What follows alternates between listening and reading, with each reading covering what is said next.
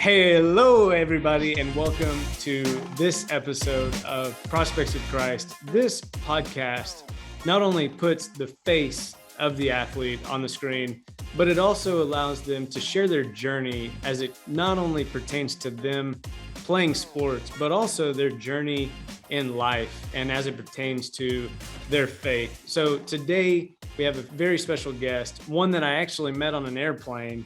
Shelby, thank you so much for joining us today. Yeah, I'm really happy to be here. Thanks for having me. Absolutely. Before we get started, I'd love to introduce you. You're currently a junior in school. You're a sophomore on the soccer field, and you're currently majoring in exercise science with hopes of going into sports psychology. So kudos to you. Such a fascinating thing. I can't wait to jump into your story. But first, let's talk about the story of how we met.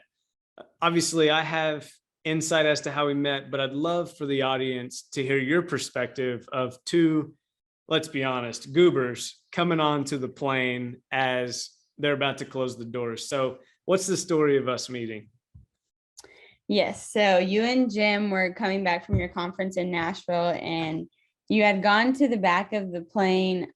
You probably have better details about that than I do, but essentially you came back to where I was sitting, and I get sat in between you and Jim, and me and Jim start talking, and I had obviously introduced myself to you as well, but we didn't get to talk as much. But one thing led to another, and me and Jim were just talking on and on and on.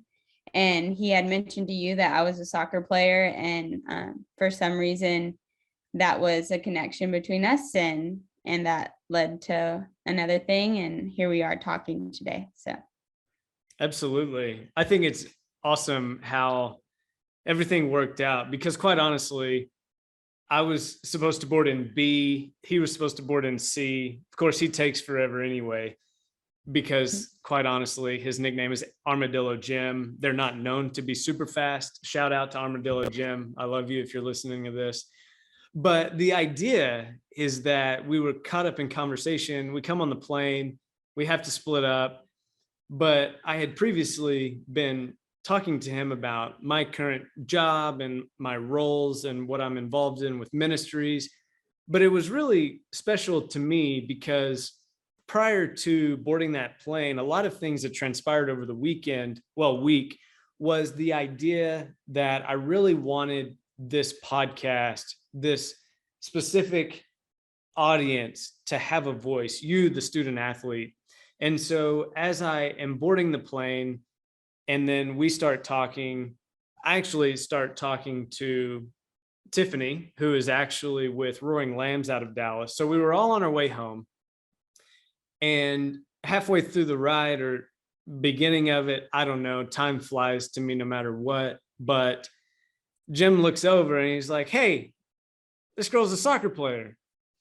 And to me, I'm taken back, honestly, because I've had this week of my heart being opened up to this podcast and reaching the audience that you're currently in. And so to know not only that you're a soccer player, but to know that you're on fire for Jesus, it was just icing on the cake for me. It was something that nobody could ordain. Obviously, God had his hand in that.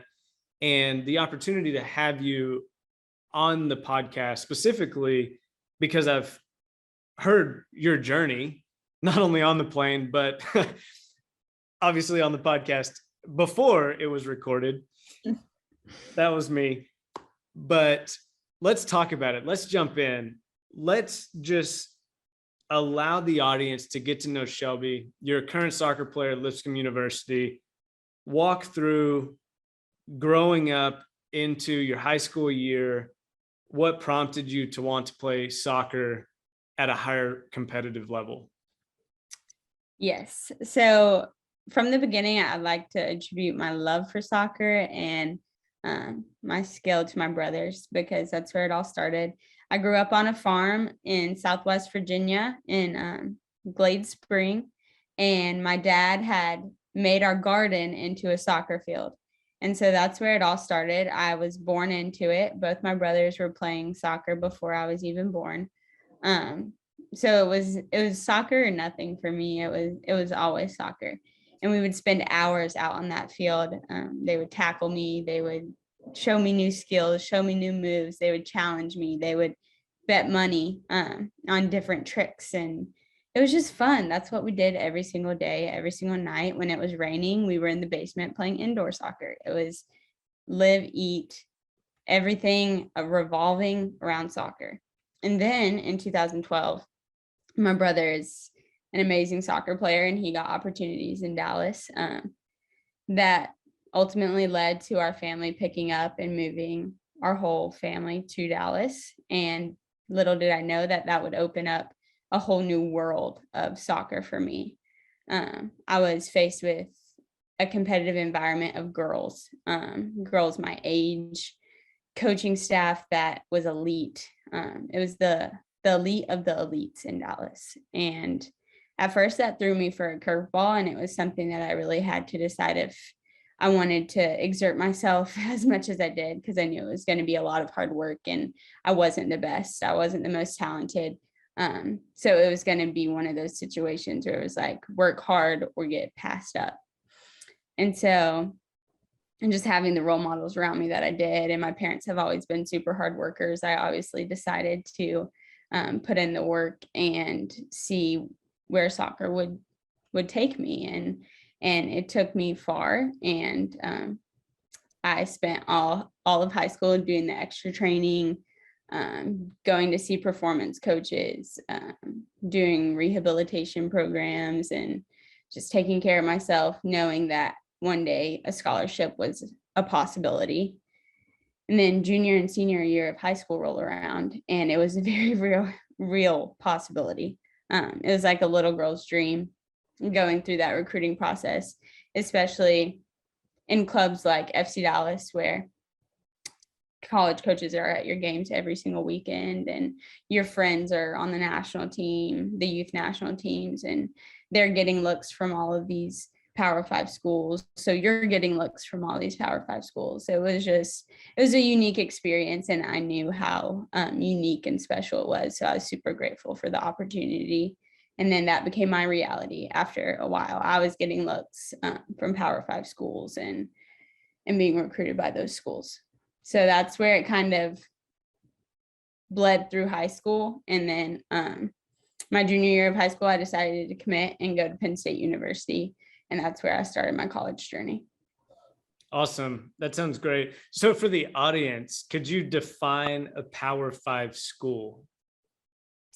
It's your UVAs, UCLAs, your ACC schools, your Big Ten schools. It's your Stanfords, your UCLAs. It's the ones that compete for national championships every year. And that's what little girls dream of, especially with soccer. So. Absolutely. Okay. So you're committed as a junior. Walk us through the prep for your senior year going into Penn State for the first time. Yeah, I think a lot of individuals probably don't realize how much young athletes give up in high school. And I surely did. It wasn't going up to homecomings or parties or social get-togethers or friends' houses on the weekends. It was going to a performance center to get stronger because you knew you were going to play with women who were more mature than you. It was going to the extra skill sessions because you know that those girls have been in an elite environment where there was no drop off for years. So that's what a lot of my senior year, like getting ready to go into Penn State, looked like. It was eating healthy. It was running extra. It was doing, like I said, skills and performance sessions. And I think a lot of young athletes, I'm not just speaking for myself, do sacrifice a lot trying to go into college the best shape they possibly can. So let's talk about the sacrifice. Obviously, you've touched on it a little bit, but beyond it was just a dream that you had, what was your inner self? I mean, what's waking you up in the morning? What is fueling your dedication day in and day out? Because obviously not every day is going to be roses. There's going to be the days that are just awful. How do you fight through that, knowing that in the fall you're going to start practice with a Power Five team?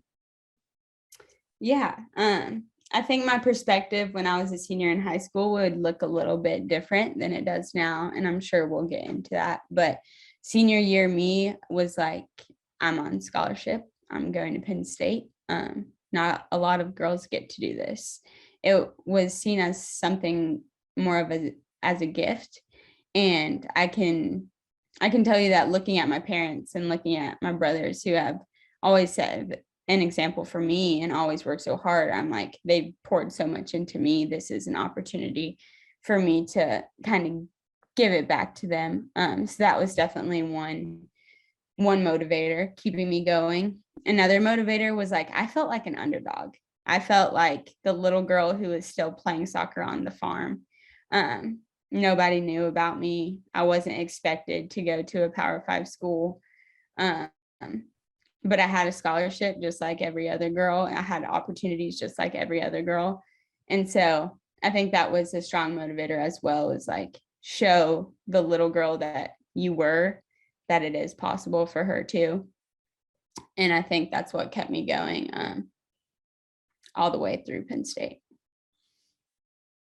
The more that I hear you talk, the more that I realize that we both have similar thoughts and feelings about us being the underdog. I know that I've had that same take, that same experience. And so that kind of rolls us right into your college experience as a challenge. Obviously, thinking that you're the underdog, you're going into a Power Five school. What was it like making that transition from the farm to Power Five? Walk us through the first semester or a year, however you want to break it down, of being at Penn State. Yeah. So I initially thought I was super ready for college. I was like, I've been training for this. I've been preparing for this. It was a lot of me, like I've done this, you know? So going into it, I expected it to be great. I expected it to be fun, and it was those things, but leaving home was a lot harder than I thought it would ever be. I had never really left my parents. I mean, I'd gone, away from them for short periods of time, but I'd never been away from them, and they're home to me. So that was hard at first. So there's the transition with that. And then I had so many little things happen. Just when you first experience college for the first time, you get sick, you are trying to figure out classes. We had a death in the family, bike accidents, everything like that. It was just a lot of figuring it out on my own, and that got hard at times. And that was for the summer going into that fall at Penn State. And then I started facing trials that I didn't expect to see in my college career. I think you go in as a little girl with an expectation of like the best, and you don't factor in, oh, this might not be the best. So my fall at Penn State was the first time I had started experiencing mental health issues. I was playing, but not to the same capacity I had been in high school. So that was disappointing. And I just kind of lived my freshman year going through the motions and excusing it as like, hey, this is my freshman year. Like everyone's freshman year is like this. Everyone's freshman year is isolating at times. Everyone's freshman year is performance driven at times. Every soccer player finds her identity in soccer every now and then. Like it was just constant, like little excuses to get me through my freshman year. And then COVID hit, and that begins a whole nother chapter of my life when COVID hit in spring of 2020. So before we get into COVID what happened in the spring, I would just like to pause, take a quick step back, and just say, looking back now, what would you say in regards to community as a freshman going into college? How did you experience it then, or lack thereof, compared to what would you tell your past self? What would you tell 17, 18-year-old Shelby, or somebody that's going into their first year of college, now that you've personally experienced it when it comes to community? First, I would say find it. Community is, and I will repeat myself many times throughout this podcast, community is the most important thing to a college experience. I think me going into my college experience, I thought I had community because I had spent my senior year very much so alone, trying to get a one up on everyone, doing all the extra training sessions, the sacrifices that we talk about. So I go into Penn State and I'm like living with these girls 24/7. You think you have community, but little do you know, like, you can very well live with someone and spend every day with them and they have no idea who you are. And that's what I found out over time. So I do think it's very important, like, going into college is find your people and find your people who can know you and find your people who know your struggles, your strengths, your weaknesses, all of the above, so that they can lift you up and hold you up when it gets tough, because it will. That's great. I think that's a lot of really good things, but one of the biggest things that we talk about, or quite honestly don't necessarily talk about, is identity as not just an athlete, but a student athlete, or not just a student athlete, but a student. I feel like, and you and I have both talked about this, the idea that identity, what even is it? And it kind of goes into the next focus, which identity is also a direct relationship with labeling, specifically as student athletes. To name a few, you're not good enough. My performance is who I am. You're only here for one reason, and that's to play the sport.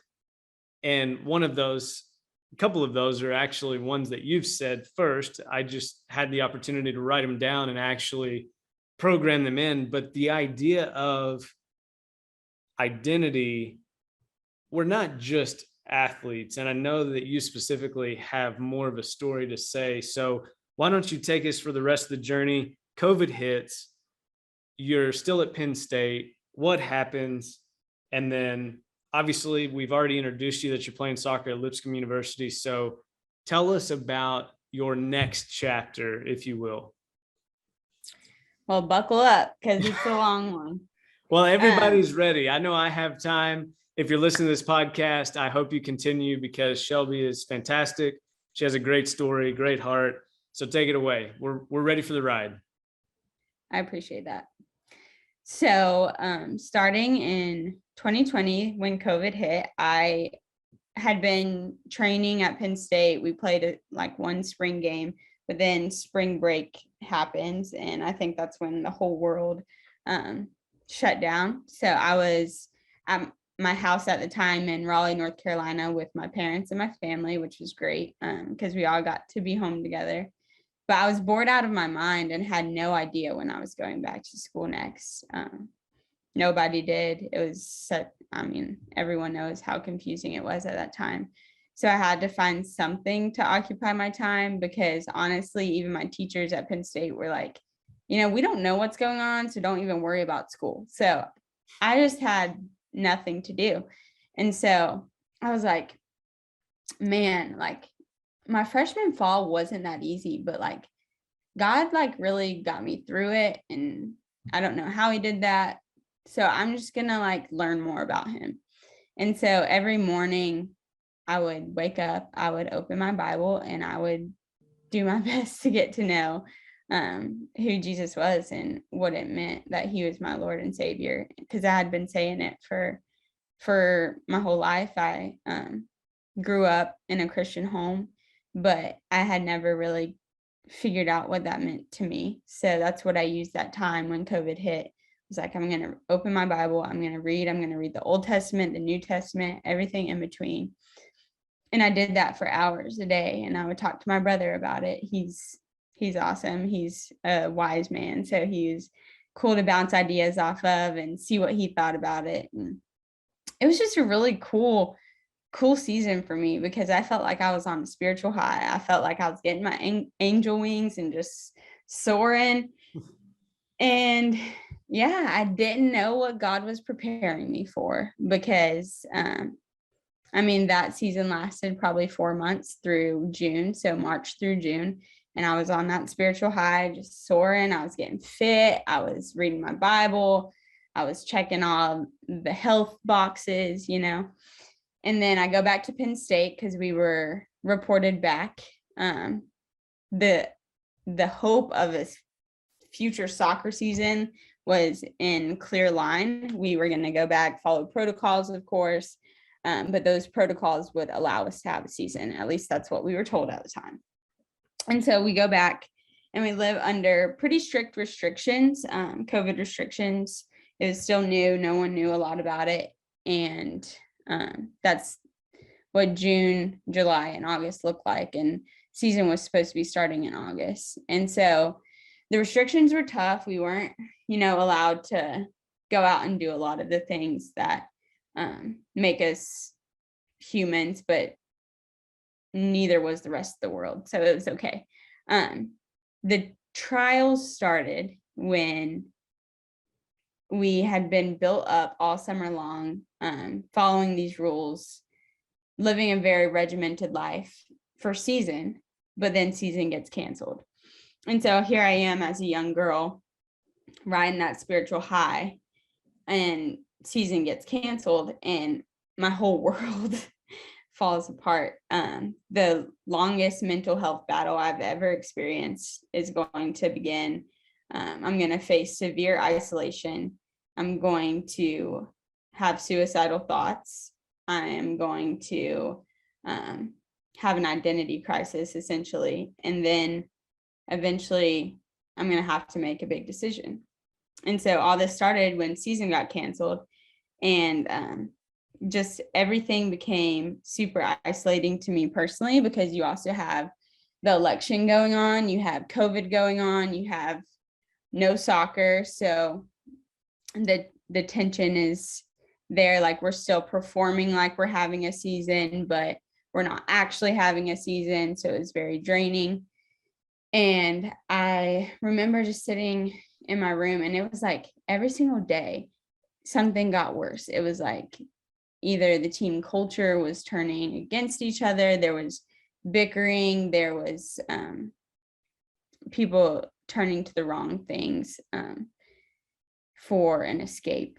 And suddenly I began to feel like an outsider looking in, and it just kept feeling like I was being more and more isolated daily. I was isolated in my faith because I was one of the only girls on the team with faith, and we weren't going to church at the time. And I was isolated in my political views. Being at a big school like that, you have a lot of differences. And I was one girl on the team that didn't have similar views as to everyone else, and that made me feel isolated. I was isolated in what I chose to do on the weekends. I was isolated in my friendships and my relationships and how I chose to go about those. So that's one entity of itself. But then there's a whole nother side where it's like, okay, I have completely fallen apart because season is over. So it's like my identity is completely in soccer. I'm only living for soccer right now. That's the only thing keeping me here. And now that it's gone, I am severely depressed. I'm anxious. I'm in a very dark spot. So it was like the battle of isolation and then the battle of identity. And they're both harboring inside of my heart at the same time. And so I was in a super dark place for like 3 months. Like I said, the isolation got to a point where my life didn't have much meaning to myself anymore. I was questioning what my purpose was. I was questioning why I was at Penn State. I was questioning if soccer was worth,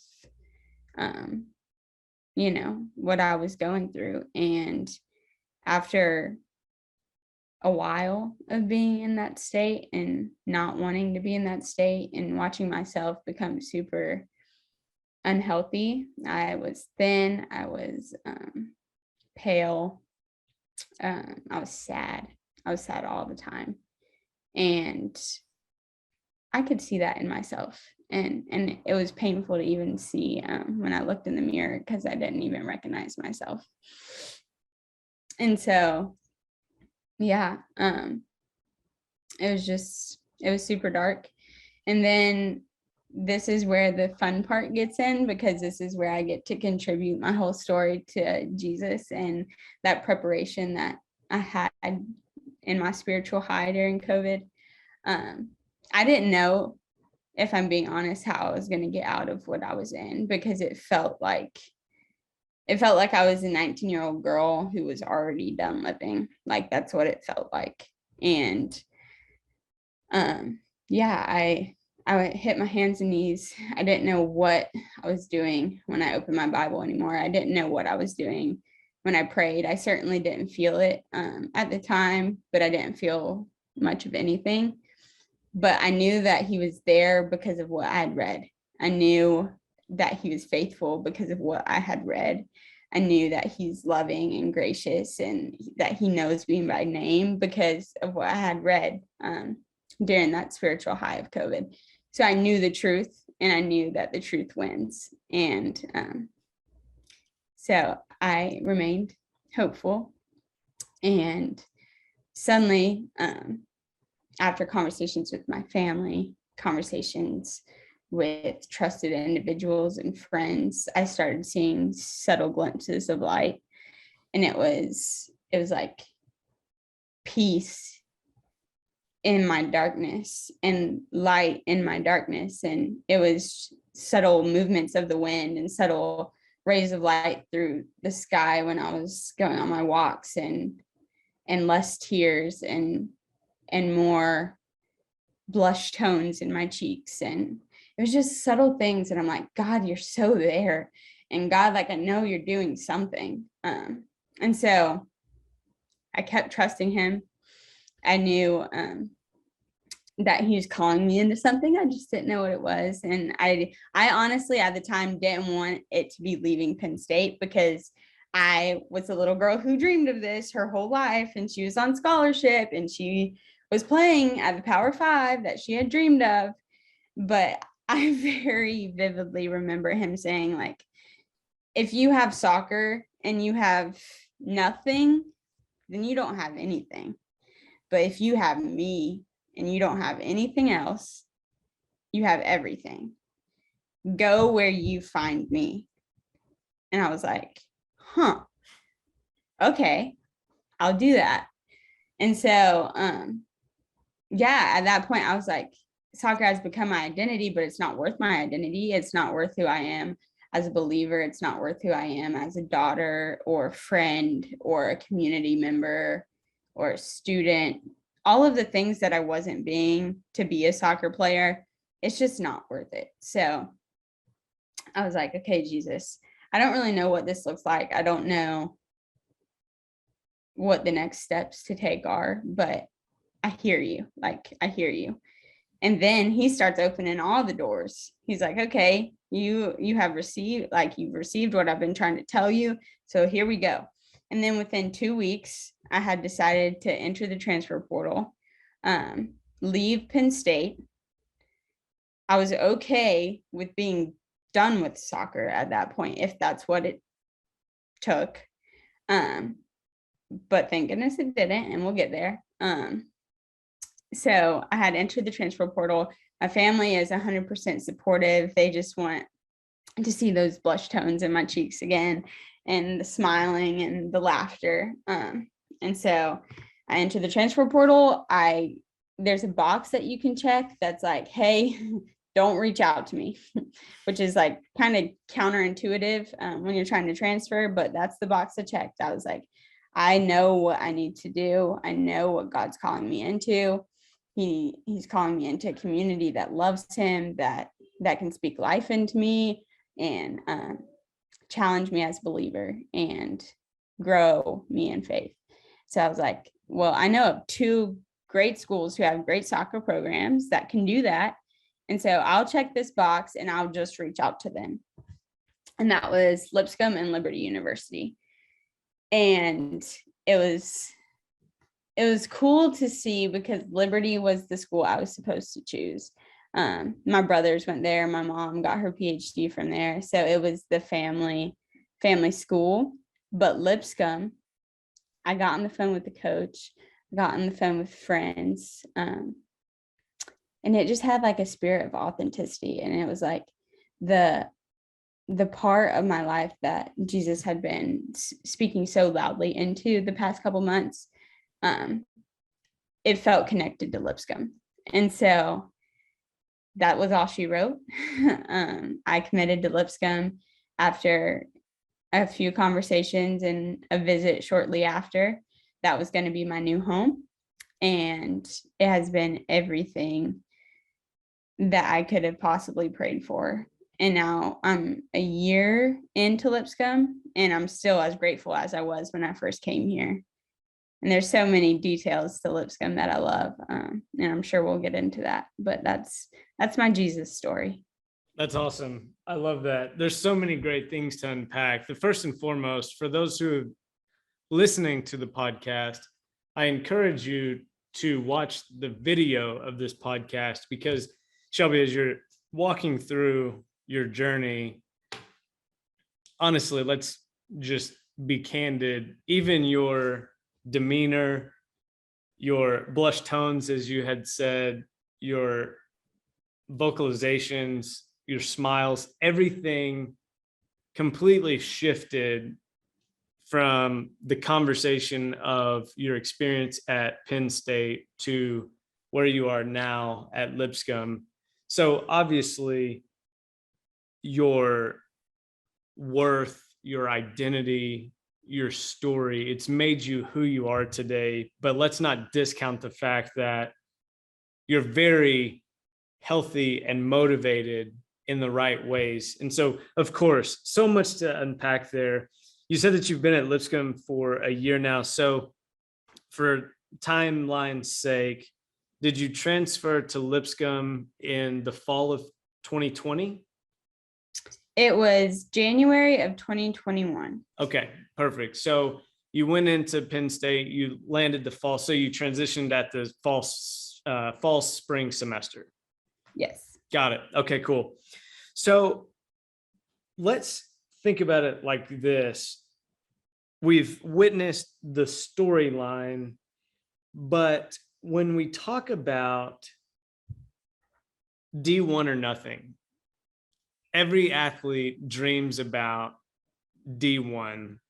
It's there, it's the thing.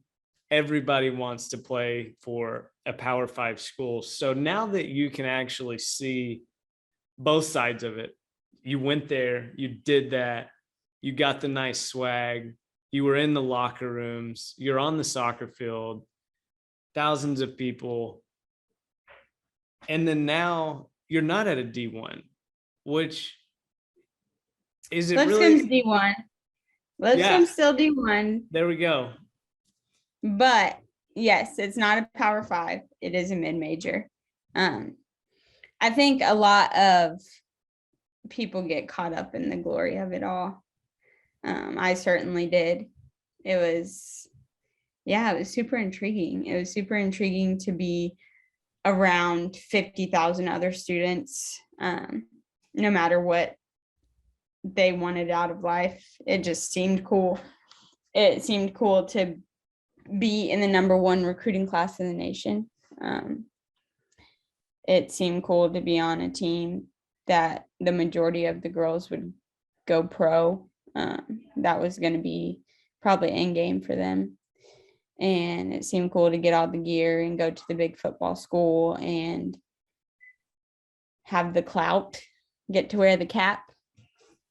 And it is cool. Like, don't get me wrong, it's cool, but it's super unfulfilling. Especially when you know Jesus, you know what he's done for you, you know that this life isn't about you and it's not about what you want. And so when you finally come to that realization, it's a slap in the face when you realize that you made a decision based off of more prideful things than not. But there is another side to that. And I think that a lot of people can go to Power Fives and thrive and go to the big D1 and thrive. They can also go to smaller schools and do that as well.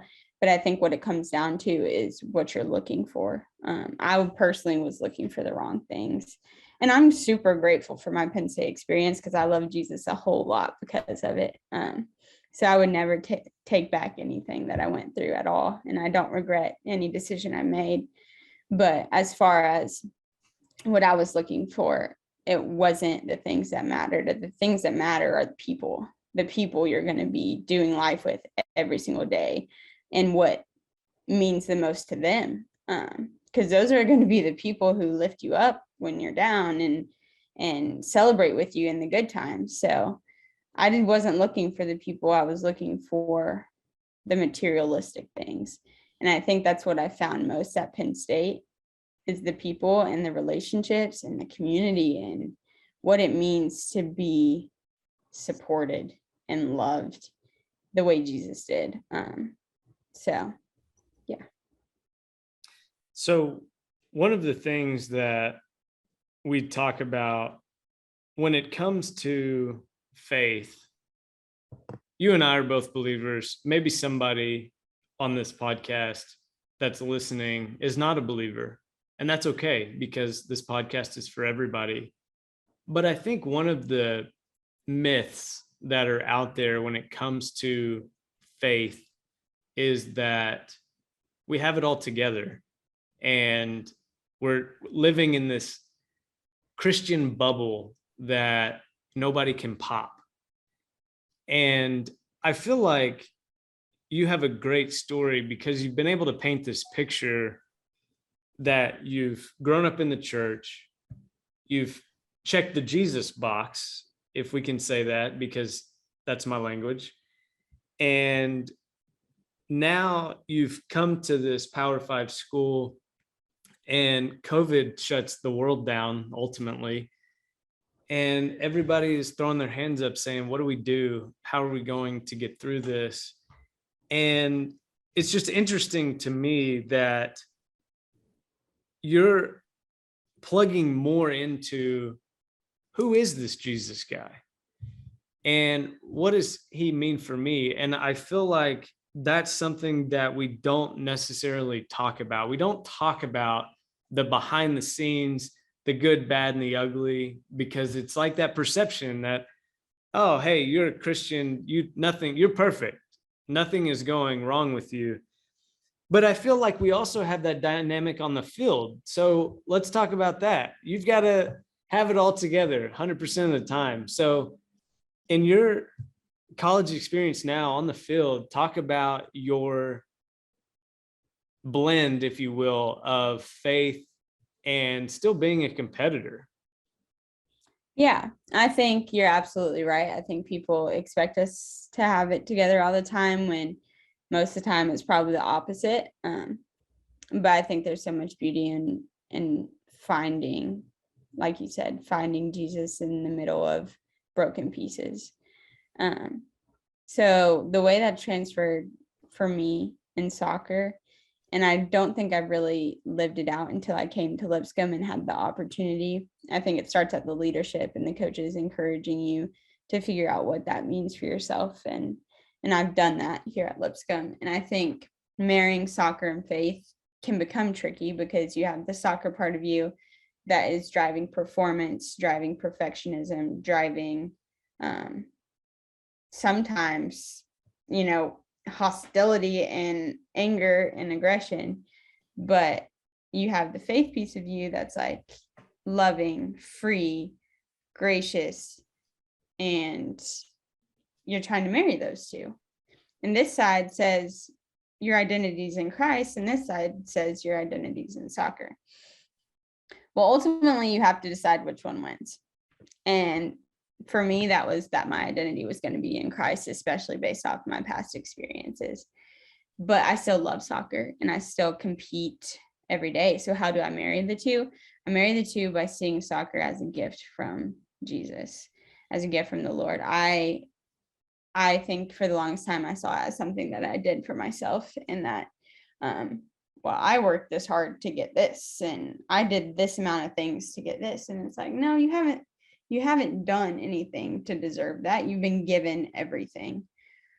And so for me, it's taking a step back and looking at like, okay, God created me. And if he created me, he's given me the ability to do this. And he's given me the talent to do this, the motivation, the competitive spirit, which yes, we definitely have as Jesus loving soccer players.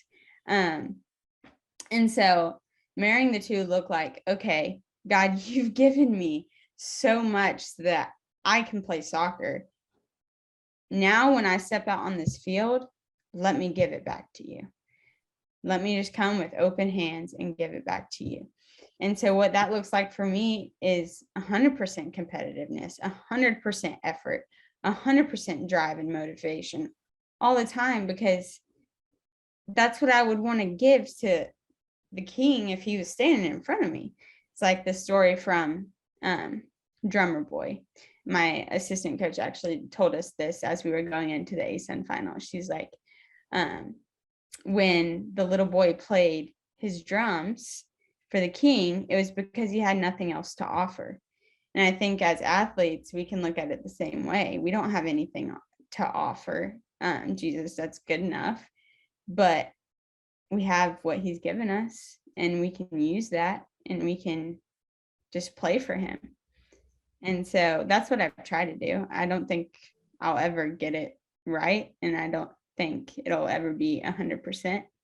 And I think there's beauty in that too. So absolutely. You say give 100%. So practically, how do you give it that 100%? What's your mindset? Because you're not only balancing soccer, but you're balancing a personal life, you're balancing community outside of soccer, whatever that looks like. So walk through your perspective day in and day out. What are you telling yourself? What's your coffee cup in the morning say? How are you living that out daily? yeah, and I think it's important to know that 100% isn't a term that can be like measured. It's 100% for that day. And it's okay that your 100% today wasn't as good as 100% yesterday, or will be as 100% tomorrow. But for me, it's like choosing to find joy in the little moments, choosing to invest in people, doing all the little things that don't waver with mistakes, don't waver with a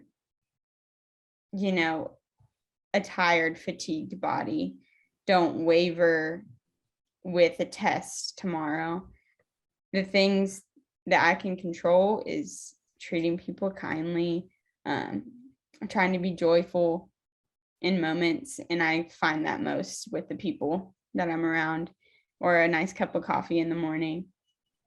When it's transferred onto the soccer field, that's giving my 100% effort that day. And like I said, it might look different, but you can control your effort.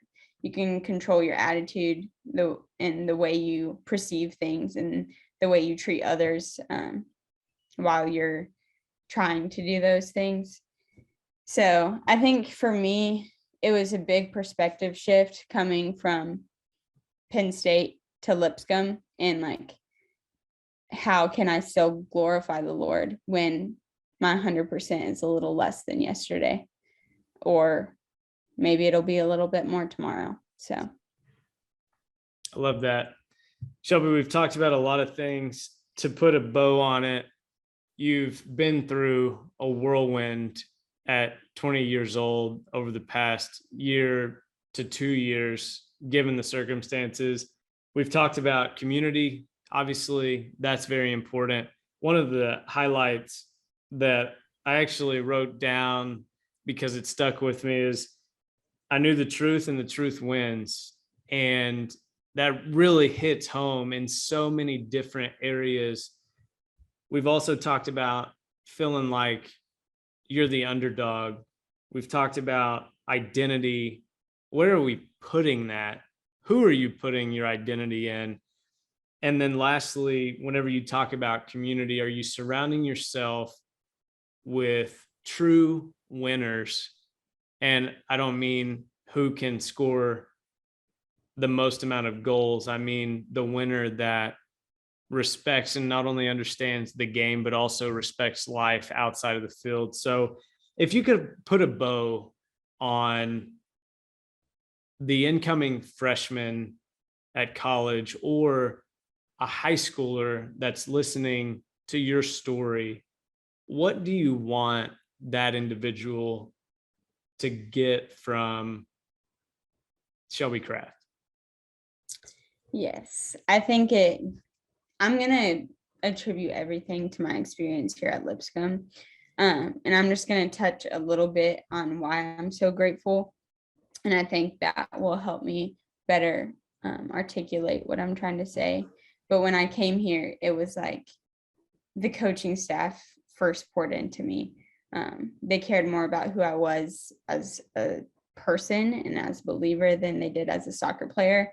And that made me want to give them my best on the field, even though, they're saying my identity is in Christ and you have the freedom to play how you want to play here. And I'm like, these are words I've never heard before from my coaching staff. So that's one thing that I experienced when I first came here. The second thing was the girls stuck with me. When I first transferred from Penn State, it was a hard transition. There was a lot of stuff that I had just kind of avoided and pushed to the side, hoping that it would go away because I'm in a safe place now. And it didn't. But the community that I plugged myself into and the people I found first spoke life into me, were patient with me, and now are celebrating with me now when those chains are being broken daily from my past. And so that's a second thing. And then it's not just Lipscomb, or the soccer team, it's the whole school.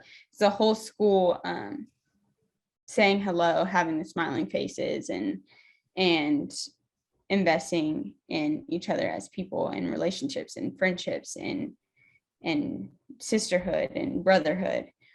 So that brings me back to my point, is like, you see all of those things have to do with the people you're around and the people you're living with daily. For me, it's on a soccer team, so it's going to be the soccer coaches, my teammates, and then the Lipscomb community. But wherever you go as a young girl, you're going to be able to find community. But you want to go somewhere that matches your values, what you want to get out of life, what you want to get out of your sport, how you want to be treated. When you go there and you are looking at another school and it has the people and it has the relationships in the community, I think that's when you know you found your spot, because you can be all the things that God's called you to be that are more than a soccer player. I love it. Community, community, community. We talk about it a lot, but putting it into practice is definitely the game changer. Shelby, any last thoughts before we close out today's? Nope. Just love Jesus, love people. Amen. It's come from Shelby. Love Jesus, love people. Everybody's heard it. Shelby, thank you so much for being on today. I've loved your story. I think it's a huge, huge need to be a voice, and you've been a voice in so many different ways. just in a short amount of time. So thank you so much for being on. I greatly appreciate it. And here's to community. Here's to community. Thanks for having me. Absolutely. It's my pleasure.